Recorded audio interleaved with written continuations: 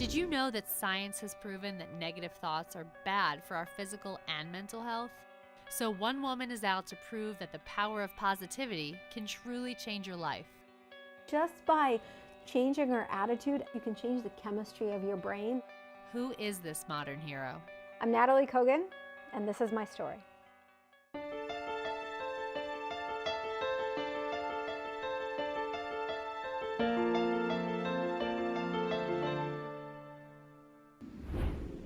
Nataly was born into a Jewish family in the Soviet Union during a time of great oppression for her people.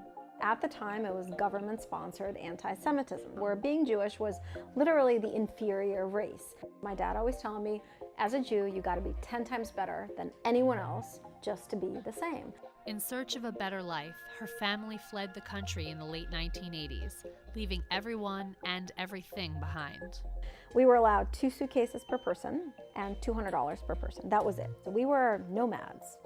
They made their way to Italy, but living in refugee camps took its toll. There was a school they set up, and I remember my mom saying, do not come home before 6 o'clock because I have no other food to give you. You know, I still, to this day, hunger causes a panic in me. Through it all, the Kogans never lost hope and were eventually granted visas to enter the United States to make their American dream a reality. My parents' bed was right under a window, and I slept on this little cot kind of at the foot of their bed. And I opened my eyes, and the first thing, like this ray of light, I saw my parents smiling. I hadn't seen my parents smile in months. And they were smiling, and then I think it was my mom who said, we got it. I can't imagine the things that you've been through in your life and how that affects your psyche and growing up. I went through a very, very dark time. I mean, in every way you can imagine. When we made it to the US, I was a teenager living in the projects on food stamps and welfare, Not and speaking largely English. not speaking English, and whatever I was speaking was caused uproars of laughter, you know. Did you have friends or anybody you could confide in? No. Eventually, the way that I learned to cope was I realized I was good at one thing. I was brilliant at achieving. Nataly graduated with high honors from Wesleyan University, became managing director of a venture capital firm at 24, and even ran a publishing company, but was constantly searching for something more.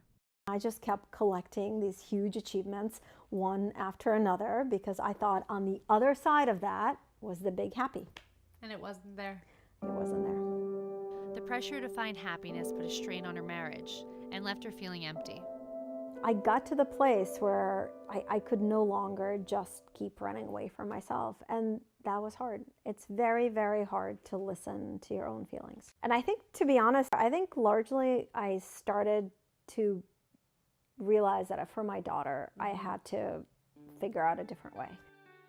Nataly turned to science and learned that daily gratitude exercises can make us more alert, optimistic, energetic, and less stressed.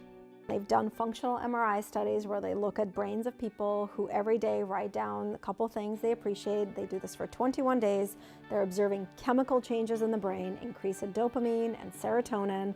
These are 2 chemicals that we know make us happier. So gratitude is a natural medicine with no side effects. Now Nataly runs a successful company called Happier, a platform where users share positive moments, no matter how big or small. We have our suffering in common.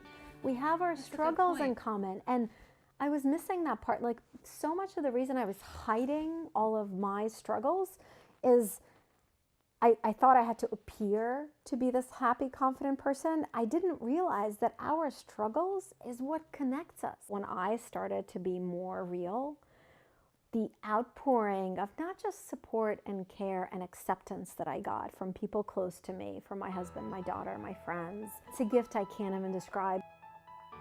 And she's teaching people to find their joy through kindness and gratitude. As I was learning all these techniques and practices, which modern research has now proven, I wanted to share them. Stop saying, I'll be happy when, and start saying, I am happier now because. And that's the whole idea of, in any moment of your life, there's something you can find to be grateful for. Nataly hopes that sharing her story will inspire others to live their best lives. I think the entire purpose of my going through the experience that I did and all the challenges and all the suffering was so that I could share this journey because other people can learn from it. This is how Nataly's making a difference. How about you?